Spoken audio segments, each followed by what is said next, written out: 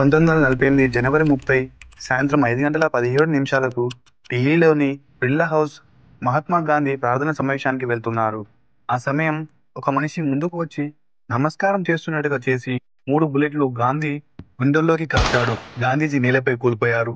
చుట్టుపక్కల కేకలు. ఆయన చివరి మాటలు హే రామ్. కానీ ఈ హత్య ఎందుకు జరిగింది?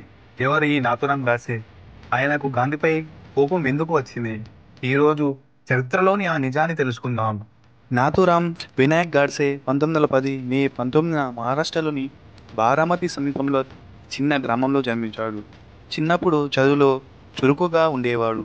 కానీ చిన్ననాటి నుంచి మతపరమైన భావజాలం అతనిలో బలంగా నాటుకుపోయింది. తరువాత ఆర్ఎస్ఎస్ హిందూ మహాసభలో చేరాడు. ప్రసంగాలు, రచనలు చేస్తూ తన అభిప్రాయాలను బలంగా చెప్పేవాడు. ఆయన జీవితంలో పెద్ద మలుపు భారత విభజన సమయంలో జరిగింది. ఆ రోజు గాంధీజీ ఎప్పటిలాగే తన ఉదయం ప్రార్థనలు సమావేశాలు పూర్తి చేశారు. ఉదయం గాంధీజీ తన సాధారణ రోజు మాదిరిగానే ప్రార్థనలు సమావేశాలు నిర్వహించారు. ఆయన ఆరోగ్యం బాగానే ఉంది. మధ్యాహ్నం గాంధీజీ కొంత విశ్రాంతి తీసుకున్నారు. తర్వాత తన అనుచరులు మరియు రాజకీయ నేతలతో చర్చలు జరిపారు. సాయంత్రం 5:11 గాంధీజీ సాయంత్రపు ప్రార్థన కార్యాలయానికి వెళ్లేందుకు బిర్లా భవన్ ఫోటోలో నడుచుకుంటూ వెళ్తున్నారు.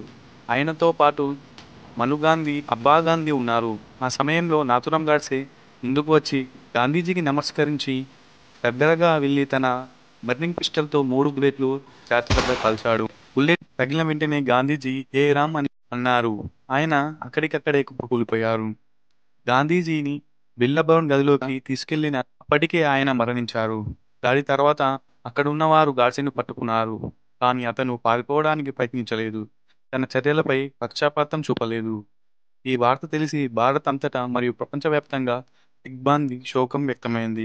గాడ్సే గాంధీజీని చంపడానికి ప్రధాన కారణాలు 1947లో భారత్ మరియు పాకిస్తాన్ విభజనకు గాంధీ విధానాలు, కార్యక్రమాలన్నీ ఆ విభజన వల్ల లక్షలాది మంది ప్రాణాలు కోల్పోయారు. కోట్లాది మంది ఇళ్ల నుంచి వెళ్ళిపోవాల్సి వచ్చింది. ముస్లింల పట్ల మితిమీరిన అనుకూలత. విభజన సమయంలో గాంధీ ముస్లింల పక్షాన ఎక్కువగా నిలిచారని, హిందువులకు నష్టం జరిగిందని గాడ్సే ఆరోపించాడు. హిందుత్వ భావజాలం ప్రకారం గాడ్సే హిందూ జాతీయవాద సిద్ధాంతాలను అనుసరించాడు. గాంధీ అహింస సిద్ధాంతం ముస్లింలకు చేసిన రాయితీలు హిందూ సమాజాన్ని బలహీనపరిచాయని అతను నమ్మాడు. పాకిస్తాన్కు నిధులు విడుదల. 1948 జనవరిలో గాంధీ నిరాహార దీక్ష చేసి ప్రభుత్వం పాకిస్తాన్కు విభజన ఒప్పందం ప్రకారం 55 కోట్లు ఇవ్వాలని డిమాండ్ చేశారు.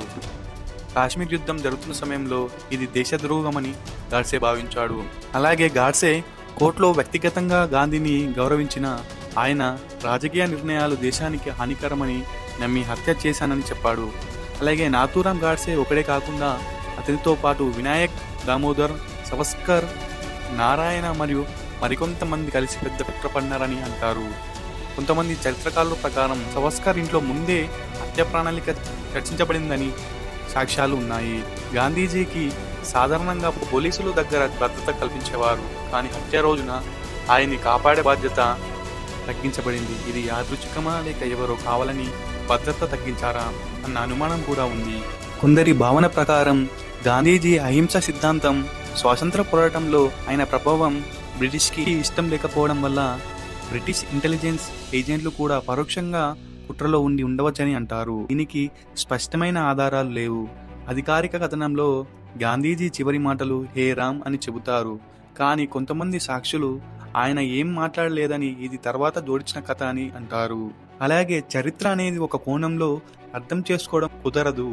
గాంధీ, గాడ్సే ఇద్దరి ఆలోచనలు దేశ చరిత్రలో ముద్ర వేశాయి. చరిత్రలో గాంధీని మహాత్ముడిగా పిలిచేవారు ఉన్నారు. అలాగే ఆయన దేశానికి నష్టం చేసిన నాయకుడని నమ్మేవారు ఉన్నారు. మరి మీ అభిప్రాయం ఏంటి? గాంధీ నిజంగా మహాత్ముడా లేక ప్రమాదకరమైన తప్పులు చేసిన నాయకుడా? క్రింద కామెంట్లో చెప్పండి. అలాగే ఈ వీడియోని మీ ఫ్రెండ్స్కి షేర్ చేయండి. అలాగే మా ఛానల్ని సబ్స్క్రైబ్ చేసుకోండి. Thank you for watching. Have a nice day.